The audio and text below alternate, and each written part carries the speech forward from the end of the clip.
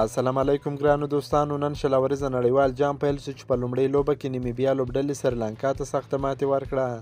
په دویمه لوبه کې نیدرلینډز لوبډلې متحده عربي اماراتو ته سخته ماتې ورکړه.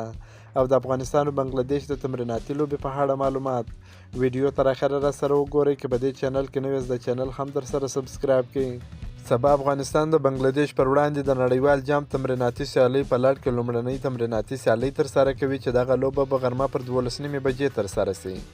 زیات امکان شته چې دا لوبه په وطن تلویزیون او اریانا تلویزیون په ژوندۍ بڼه نشر شي.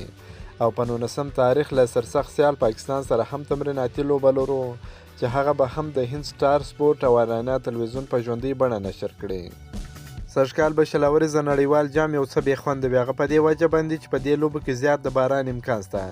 د پاکستان او هند ترمنځ هم په لوبه کې د باران 80% امکان شته.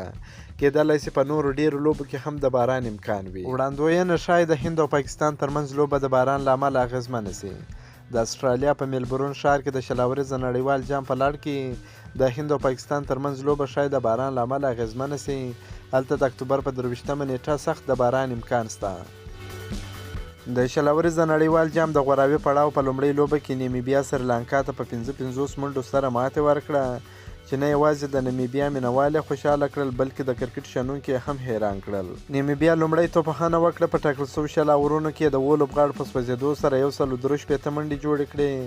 د نیمیبیا لپاره جې سمیت 11 ناسوځېدلې منډې وکړې او جان پریلینګ 44 منډې وکړې. د سریلانکا لوبډلې د 144 منډو هدف په تعقیب کې 108 منډې جوړې کړې چې د دوی له لوري ډاسن شناکا تر ټولو زیاتې 90 منډې وکړې. د لوبې غوره لوبغاړی جان پریلینګ وټاکل شو.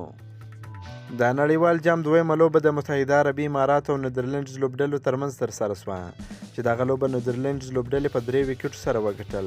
متحده عربي امارات لومړی بیټینګ ترسره کړ. په ټاکل شوي 10 اورونو کې د 8 لوبغاړو په سوځېدو سره 111 منډې هدف وټاکي چې نیدرلینډز لوبډلې د لوبې په 19.15 اورونو کې د 7 لوبغاړو په سوځېدو سره یاد هدف پوره کړ او دغه لوبه یې په 3 ویکټو سره وګټل. که مو دا ویډیو خوښه شوې ویډیو در سره لایک کړئ. که په دې چینل کې نوی د چینل هم در سره سبسکرایب کړئ. د نور تازه معلوماتو لپاره هم زموږ سره اوسئ. تر بلې ویډیو پورې د الله په امان.